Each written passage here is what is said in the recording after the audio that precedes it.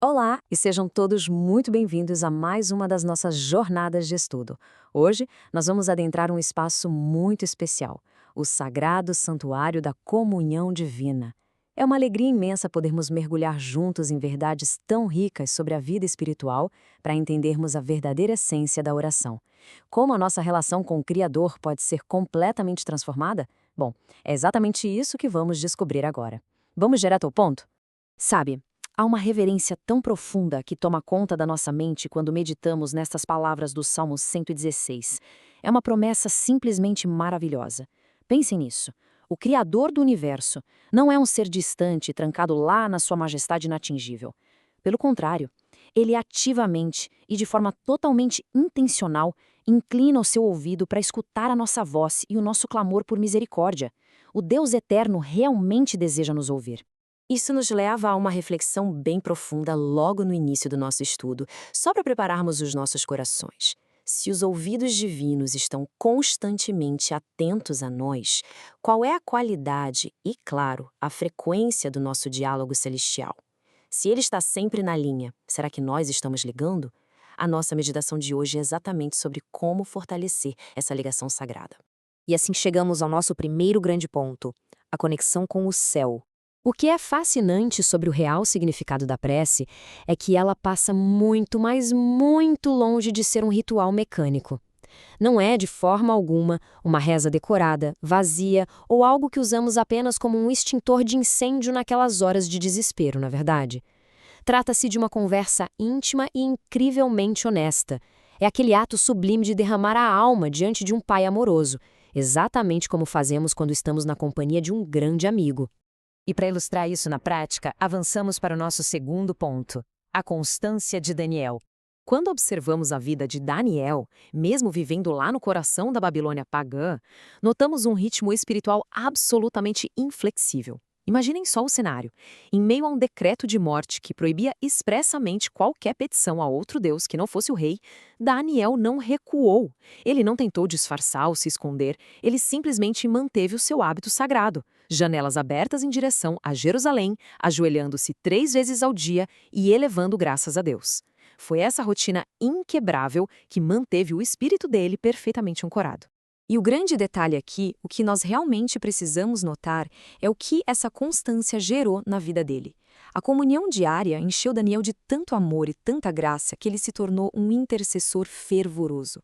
Vejam bem, ele chegou a pleitear pelas vidas dos sábios e astrólogos de Babilônia, pessoas que sequer compartilhavam da fé dele. Ele atravessou a queda e a ascensão de impérios imensos, sempre começando suas preces com gratidão, provando que o seu coração espelhava de forma lindíssima o caráter misericordioso de Deus. O que nos leva naturalmente à nossa terceira parte, a postura do coração. O ato físico de ajoelhar-se ao prostrar-se tem, sem dúvida, um significado muito poderoso de humildade e submissão. Mostra fisicamente que reconhecemos a soberania de Deus. No entanto, embora as posturas do nosso corpo importem, por refletirem a nossa reverência, o que o Senhor verdadeiramente mede, o que Ele realmente observa, é a rendição invisível. Ele olha para a condição profunda em que a nossa alma se encontra.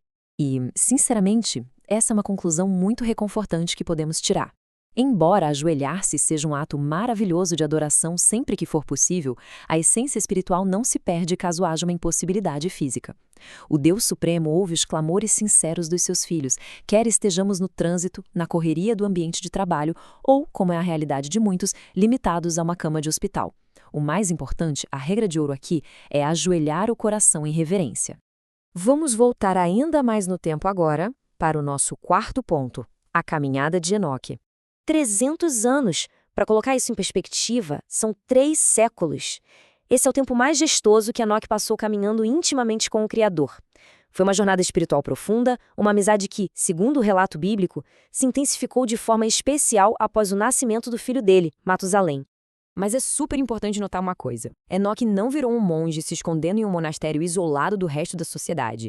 Ele vivia ativamente no meio de um mundo que se corrompia numa velocidade assustadora. Contudo, a rotina dele era compartilhar a luz divina com aquela geração e depois se retirar para momentos de pura solitude. Era nessa oração silenciosa, muitas vezes caminhando pelos campos, que ele recarregava sua força e conseguia se manter totalmente livre da corrupção ao seu redor. A intimidade deles chegou a um nível tão impressionante que a Bíblia nos traz um dos relatos mais belos e poéticos de toda a Escritura. Enoque caminhava de forma tão entrelaçada com seu amigo divino, a proximidade era tanta, que chegou um momento em que ele simplesmente pertencia mais ao céu do que à terra. Sem experimentar a morte, Deus, na sua infinita graça, simplesmente o tomou para si. Incrível, não é? Isso nos conduz a outro gigante da fé na nossa quinta parte, a intercessão de Moisés.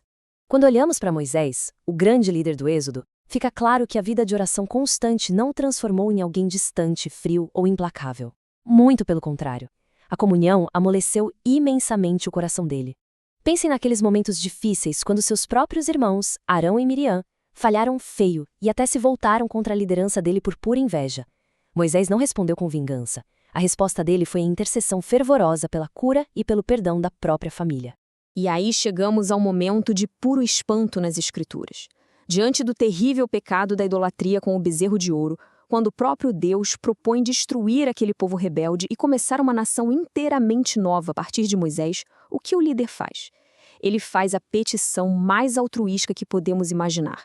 Ele literalmente oferece a sua própria vida eterna, a sua própria existência no livro da vida de Deus para salvar o seu povo. É a imagem perfeita e antecipada do próprio coração sacrificial de Cristo. Caminhando para o encerramento do nosso estudo, entramos na sexta e última parte, nosso chamado à oração. A sabedoria combinada de todos esses patriarcas serve como um verdadeiro mapa para nós hoje. Vemos claramente o chamado para mantermos a oração em absolutamente todas as circunstâncias, intercedendo profundamente pelas nossas famílias e por todos que precisam de luz. E aqui vai uma dica muito prática que tiramos desse estudo: orar em voz alta. Sim, mesmo quando estivermos sozinhos, vocalizar a oração ajuda demais a impedir que os nossos pensamentos divaguem e se percam. Mas, acima de tudo, nós somos chamados a aprender a submissão, confiando na soberania divina, mesmo quando a resposta de Deus for um não ou um espere só mais um pouco. Para fechar a nossa reflexão de hoje, deixamos esta pergunta profunda ecoando na mente. A nossa comunhão diária é, em última análise, o que molda as nossas afinidades e as nossas lealdades mais invisíveis.